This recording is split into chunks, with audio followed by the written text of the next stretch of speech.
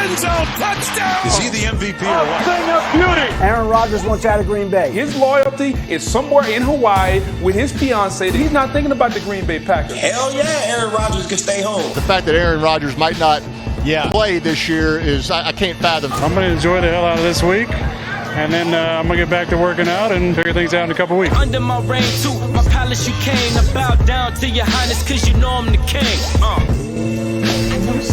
Welcome into NFL Live. We'll begin with our developing story broken by none other than Adam Schefter earlier this morning. Schefter tweeting, this offseason, the Packers offered Aaron Rodgers a 2-year contract extension that would have tied him to Green Bay for 5 more seasons. It made him the highest paid QB and player in football. Rodgers declined the offer. Proof it's not about the money. And no one better to bring in to discuss the matter further than Adam Schefter himself. So, Schefter, I ask you, what more can you tell us about this ever-percolating situation between Aaron Rodgers and the Packers? Well, Phil, we knew that they made him a contract extension offer at some point during the offseason. What we didn't know, and what's new today, is that it turned out to be a 2-year contract extension that would have tied Aaron Rodgers to Green Bay for 5 more seasons at record numbers. It would have made him the highest paid quarterback in football. It would have made him the highest paid player in football. And Aaron Rodgers was not interested in extending the contract. If anything, Aaron Rodgers is interested in reducing that contract, finding a way out of Green Bay. This is yet the latest example of Aaron Rodgers not wanting to be in Green Bay. Some people have wondered, is this a situation where Aaron Rodgers is just seeking more control in Green Bay? He wants to be in control of his own destiny in Green Bay, be able to determine when he is ready to leave. Well, the answer is he's ready to leave now. The question is the team does not want him to go, and conversations between the two sides are and have been ongoing to see if there's some sort of resolution that can bring Aaron Rodgers back this year. I know a lot of his former teammates, friends, think that eventually he will be back. I think there are a lot of questions that still are left to be answered, and I don't know that Aaron Rodgers has made up his mind just yet about what he does and doesn't want to do, but clearly the clock on Aaron Rodgers' future is running. It's hard to imagine him in Green Bay beyond this season, if he even plays there this season. But these are questions that will begin to unfold in the next week with the Packers scheduled to report to training camp 1 week from today. Yeah, Schefter on the doorstep of training camp, and the biggest story of the offseason remains unresolved. He's with us for the entire show. We'll have more from Adam in just a moment. We're going to bring in Dan Orlovsky and Mina Kimes. And Dan, we'll start with you. What's your reaction to this development in the never-ending Aaron Rodgers saga? The same I had when Schefter broke the news NFL draft week. Aaron Rodgers doesn't want to be in Green Bay. Now, I will say this. I got 4 kids, Field. My boys are older, and I tell my boys all the time, don't make people guess how you feel or what you want. Just tell them, because that makes it easiest. And what I want from Aaron and what I want from the Packers is to hear it from their mouths. I want Aaron to say, hey, I'm done. I'm out. And I know Schefter has stated that. But then I want the Packers to say and come out, we're not doing anything at all. Because at the end of the day, like for me, there's got to be a line of demarcation for both parties. Okay, this reminds me probably a lot of a divorce between a husband and a wife. Everybody's not going to get exactly what they want. But where is the point where both parties get something, right? Like Aaron's not going to get exactly what he wants, and the Packers aren't going to get exactly what they want. But where's the line where they each get something out of this situation? I would be shocked if Aaron Rodgers sat out this whole football season. I would be equally as shocked if Aaron Rodgers started 17-plus games for the Packers this year. I think their season is ruined no matter what when it comes to championships because of this situation. Because if he comes back, this isn't a good situation. This isn't a healthy situation. And obviously, if he's not there, this is a significantly less football team when it comes to their championship run. Yeah, Dan, it's been 83 days since Adam Schefter broke that story. I went back and I counted 83 days. I sound like the old lady in Titanic. It's been 84 years. But that's how long it's been, and it feels longer because we have spent those 83 days speculating, trying to understand desperately what it is that Aaron Rodgers wants, why he's upset, what it would take to either bring him back for a season or to let him go on the part of Green Bay. And today, with this latest revelation from Adam, I think we got a little bit closer to that answer, knowing that no amount of money or contract extension, regardless of the structure, would solve that problem. So now, with that information, the question becomes, is there a compromise that brings him back for one more year, whether it's moving some money around or restructuring that deal and giving him an exit after this season? That is still to be determined to me, because to me, like you talked about them meeting in the middle. The question is, okay, would he consider coming back for a season, or does Green Bay actually have to come up with some sort of, plan for him not being there this year? And we still don't know the answer to that question. And let's be very clear about this also when we look at it. If we go back and look, the Packers officials have made multiple trips to visit with Aaron Rodgers this offseason. There have been multiple in-person meetings. There's been a new contract offer extended to him. There's been new money extended to him. The distinction of being the highest paid player in football.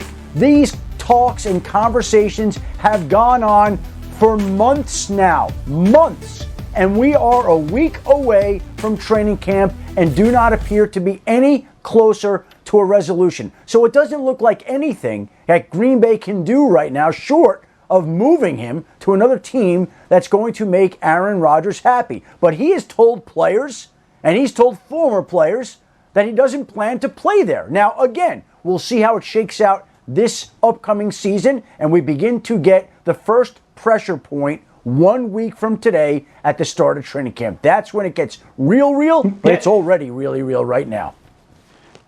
Yeah, and it takes me back to those 83 days ago, Shefty, when we were on set talking, and I was like, I just don't think there's anything that the Packers can do. And to your point, they have tried multiple things. Whether they're genuine tries or not, that's for other people to kind of make the speculation on. But they've tried. I think the reality is this. The Packers, whether they start 3-0 with Aaron Rodgers or 3-0 without Aaron Rodgers, have to start believing that he's for real. That this isn't just a play. That this isn't just a threat or talk. Like I said, I would be shocked if he skipped the whole season. But what do they do if he doesn't show up for week 1 and they go 0-1? And then they go 0-2? And then they go 0-3? Like, what do they do? Or flip it. Because my brain goes to, well, this is still a good football team, solid team. Yeah. What do they do if they go 3-0? Are then they more likely or inclined to go, Aaron, we will now trade you? There's just so much unknown attached to it. And to your point before, Dan, no matter what Aaron Rodgers decides to do here, and I don't know if he's made up his mind, if he doesn't show, the issue in question hangs over the team. If he does show, the issue still hangs over the team. Correct. It's there. Correct. It's not going away, and the team is going to have to deal with it one way or another this season unless they decide to trade him, which they've been adamant that they will not do right now. Well, the Aaron Rodgers saga continues. It may for a while longer. Dan, don't let me think that I didn't catch that little line you had about never seen Titanic. We're going to get into that on NFL Live at some point. But more importantly, never seen it. Rams running back Cam Akers is out for the season. Can Darrell Henderson step up to be the guy for LA? We discuss their options coming up. Plus, the Buccaneers have arrived at the White House, and Tom Brady is front and center of it all. We've got you covered in Washington, so don't go anywhere. But before we go to break, some trivia. At 43 years and 351 days old, Tom Brady is older now than 2 presidents at the time of their inauguration. Which 2 was it? Take it over during the break. We'll be back with the answer on NFL Live. Let's pay off some trivia. The question was, Tom Brady is older than which 2 presidents at the time of their inauguration? I'm going to turn it over to our analysts. Does anybody have a guess? Dan, you are itching to answer here. 1 is the teddy bear. Get in, UConn. Teddy Roosevelt. That's easy. All right. 2 is it's not what your country can do for you, but what you can do for your country. There is no safer bet in sports right now than Dan Orlovsky using Google over the past 4 minutes. With all due respect, you 100% Googled that, but well done by you, Dan Orlovsky. It was Field, indeed. I'm from Connecticut. That's true. Of course I know Kennedy. I'm impressed. Well done by you. Do you not see those glasses, Field? I know. The glasses, those are just fake smartness on Dan's eyes. Don't anybody take the bait on that one. At least we had Nina, because we knew she would have nailed it as well. So the Bucs made their first trip of the season. It was a road trip. They visited the White House on Tuesday to commemorate their Super Bowl title. And while most of the traveling party had their first appearance at the White House today. Offensive tackle Donovan Smith reminded us that Tom Brady has been like once or twice before. Hey, you got residency here? What's up? You got residency here? Pretty good point, actually, by Donovan Smith, as Tom Brady's been to the White House not one, not two, not three, not four, 5, 6, 7 times. We know he's, of course, won 7 separate Lombardi trophies. Not bad for a once unheralded prospect out of the University of Michigan. Time now for us to welcome in Jenna Lane, who was actually at the White House today. Jenna, tell us more about the events that took place today with the Super Bowl champs. The theme for today's Bucs White House celebration was the importance of coming together to do extraordinary things. President Joe Biden praised the Buccaneers for not folding and digging deep despite the fact that they were sitting at 7-5 towards the end of the season before they roared into the postseason, while also praising them for vaccinating over 200,000 people and conducting a voting registration drive. But there were some lighter moments too, between the oldest president to be inaugurated and the NFL's oldest active quarterback. Tom, looking at you, got about 20 more years left. You're just about the best ever to play. Sports has an amazing way of bringing people together. If you look at us, we're all a little bit different ages. I'm a little older than most of them. But we come from a lot of different places across the country, a lot of different schools, a lot of different backgrounds. But we love each other. We're committed to one another. And when you do that, amazing things happen. Brady had plenty of jokes, including challenging 11 White House interns to a scrimmage on that South Lawn. He said, "We fully intend to run it up on you guys. Get ready to go." Back to you, Field.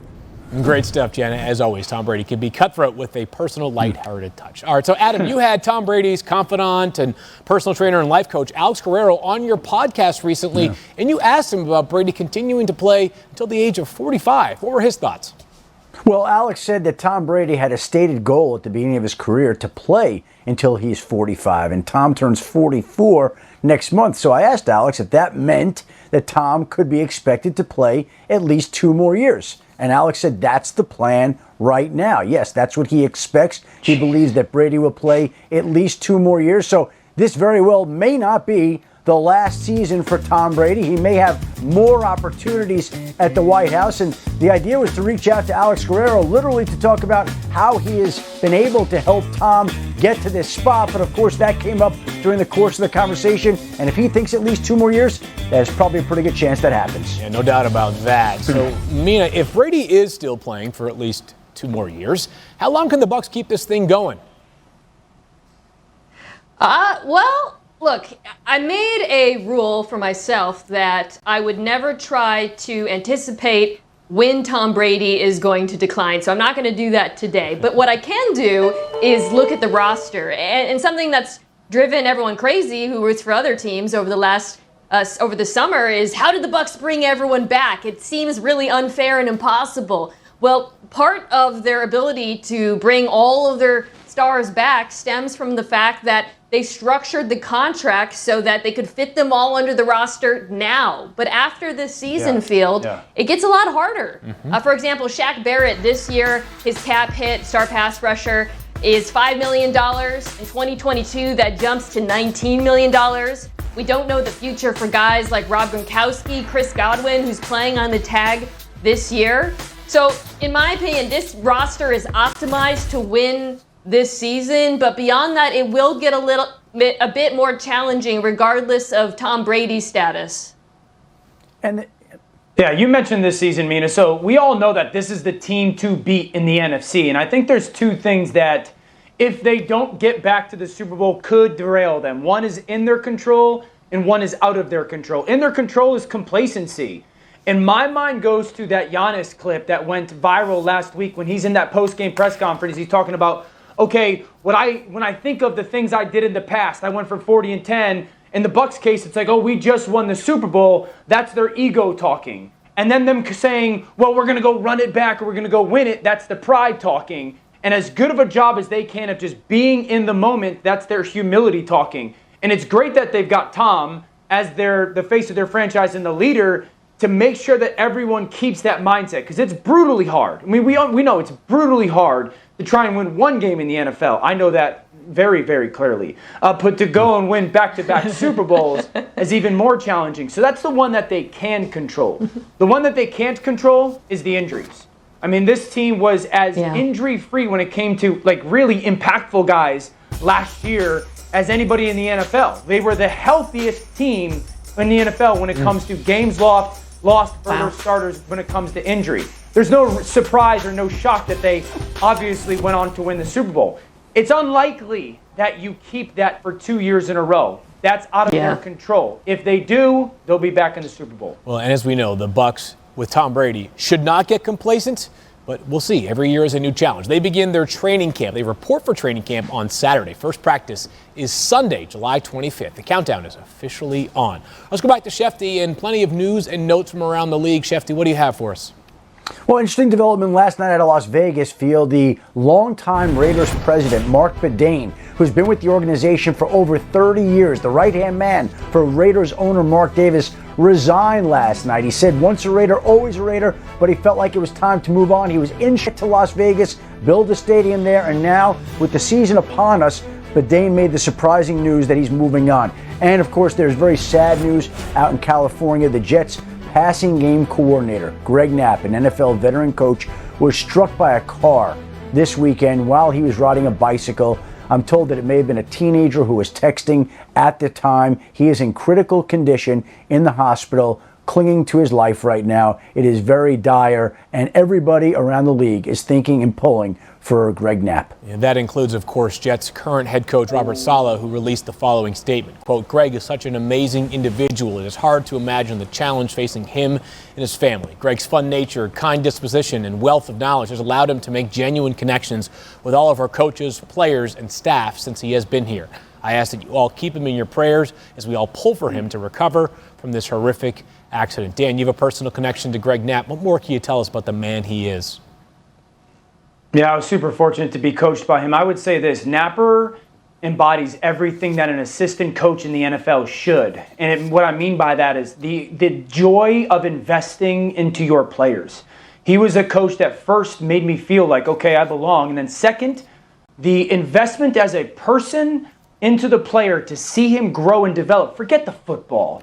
Just the investment of the person, the joy he had in doing that is exactly what every assistant coach in the NFL should embody. He's so well respected in the league, and he's obviously in our thoughts and prayers. Yeah, no doubt about that. All the best to Greg Knapp and his family during this very difficult and trying time. Still more to come ahead on NFL Live, which includes the Pittsburgh Steelers filling a major hole on their defense with their latest free agency signing.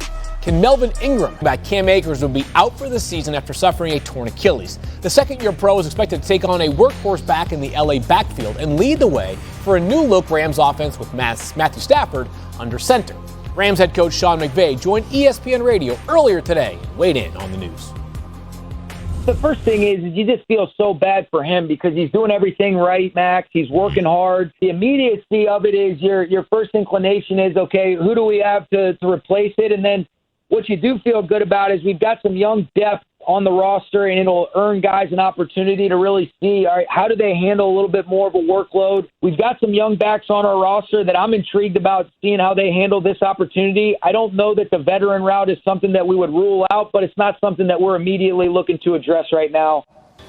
Cam Akers himself posted this on Twitter. Quote, I just want to thank any and every person sending prayers my way and wishing me well. I hate this happened, but I'm in great spirits, and I understand God makes no mistakes. I'll be back better than ever in no time. I'm a soldier. Again, thank you. All right, so Mina, obviously, one of the outstanding preseason game analysts for the Los Angeles Rams. You know this team and specifically the running back depth chart better than anybody. Let's go. How crucial is this injury for the Los Angeles Rams? Well, Field, this is brutal for both the Rams and for Akers, who really started to break out at the end of last season. Powerful back and I think a rising star, so that's awful news. I think for Los Angeles moving forward, there's a couple of questions I have.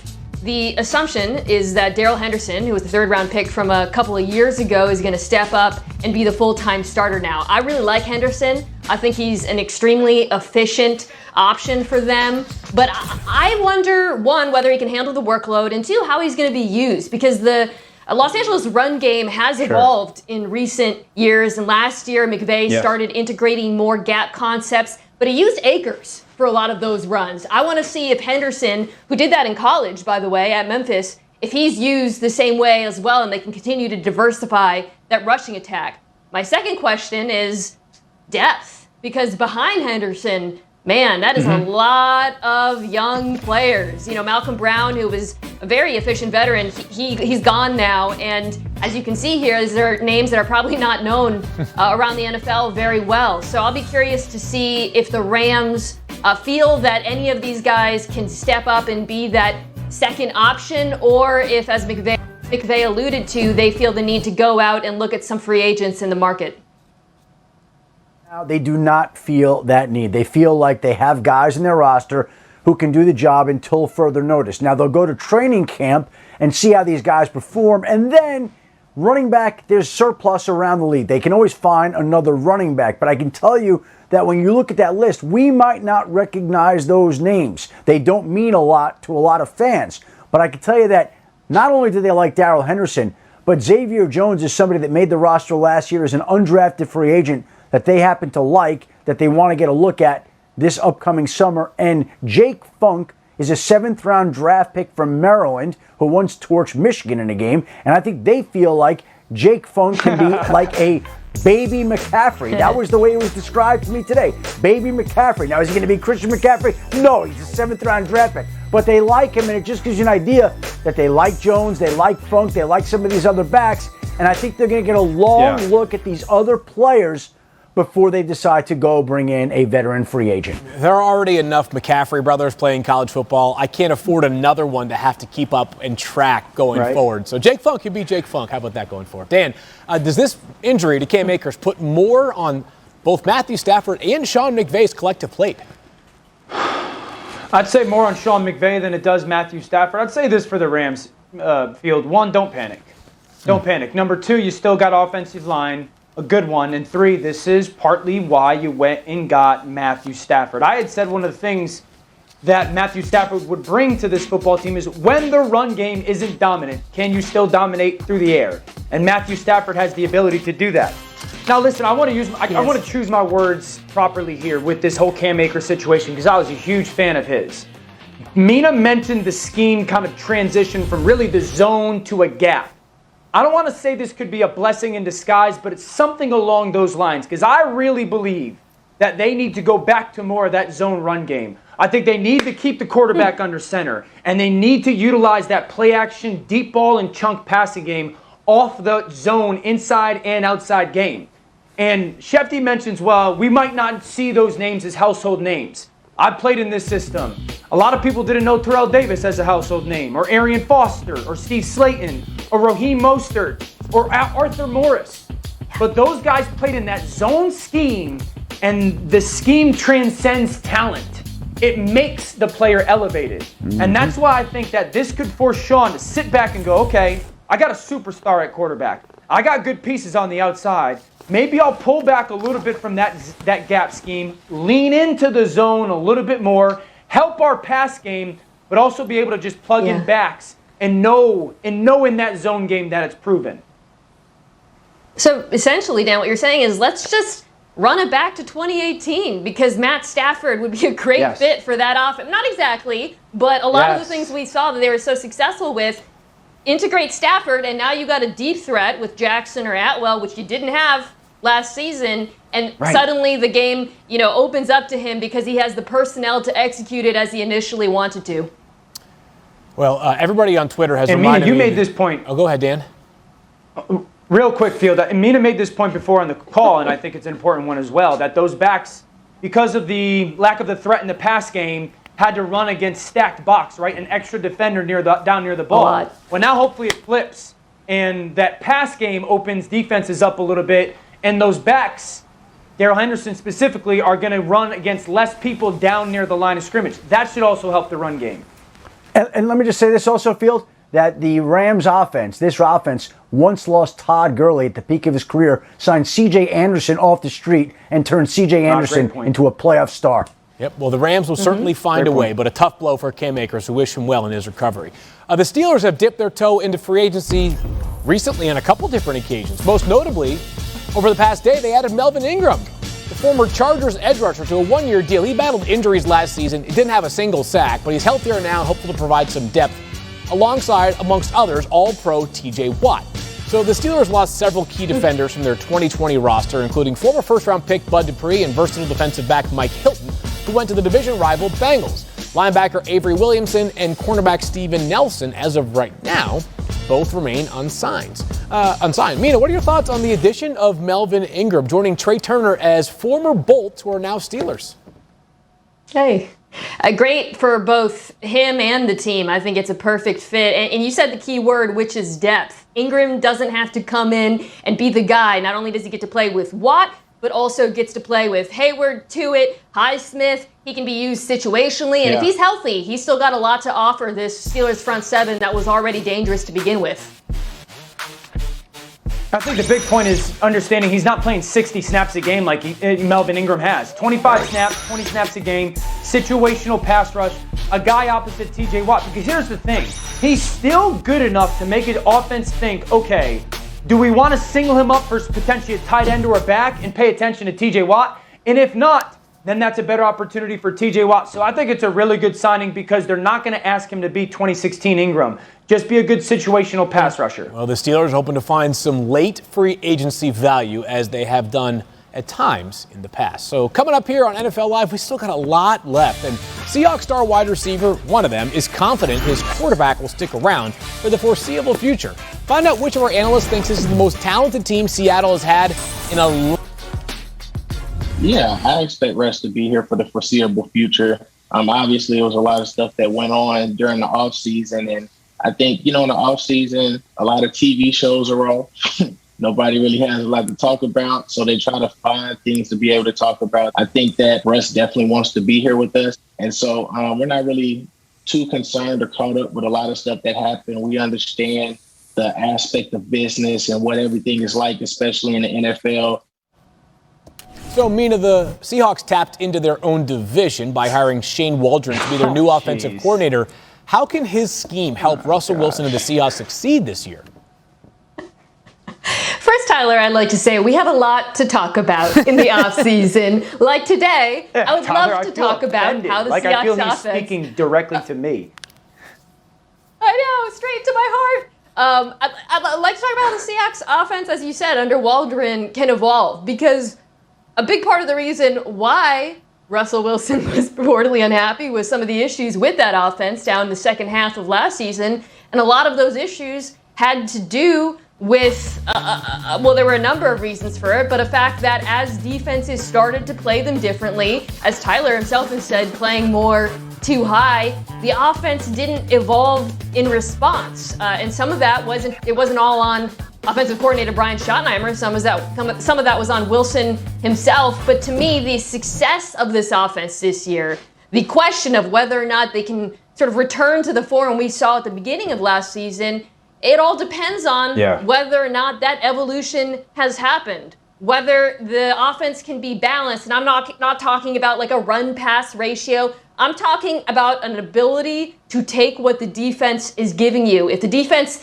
is taking away the explosives like they did last year, driving down the field, getting yards after catch, which has been a major problem, I think, in the Seahawks offense for a while, and is obviously something that the Rams do the best in the NFL. Can Waldron bring some of those principles with him to Seattle? More tempo, more creativity, more integration of the run and pass game. If he can do all of those things, then given all the skill players they have, this offense should be lights out.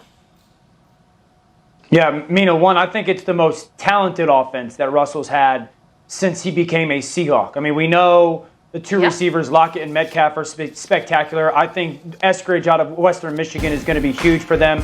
I love the addition of Gerald Everett. So, there's a lot of talent on this roster, specifically offensively, skill position-wise.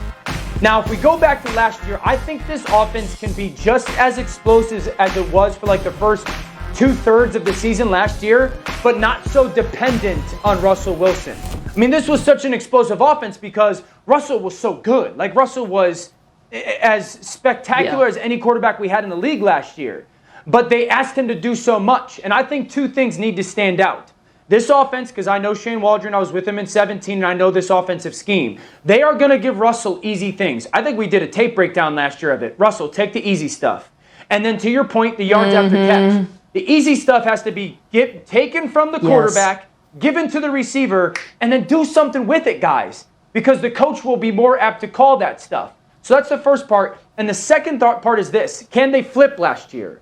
Can they somewhat get their feet down, start a little bit solid or slow, and then build, really build to the playoffs? Because the last 2 years, their offense has sputtered into the playoffs rather than building into the playoffs. That's the biggest challenge for this offense, is to flip last year, be as explosive as they were for the first 2/3, but not be solely dependent on Russell Wilson. Yeah, you don't want to live and die by the big play, because when that big play gets taken away, the offense dies. Again, to go back to balance, it's all about having every potential, route, depth of target, the types of weapons you use at your disposal. Mentioned some of the additions that they've made, Gerald Everett from the Rams being another great one. What we didn't talk about, and I think it's worth mentioning here, is the offensive line, because I actually think this offensive line, which they did make a trade for Gabe Jackson, they're in good shape. Like, Dan, you said this is the most talented team. I would actually extend that to the line as well. It's not the best line he's ever played with. That was probably the beginning of Wilson's career, but it's certainly better than those offensive lines in 16, 17, 18. They are good enough. And combined with these skill players, combined with this quarterback, the ceiling is the sky. Yeah, and I'd even go on top of that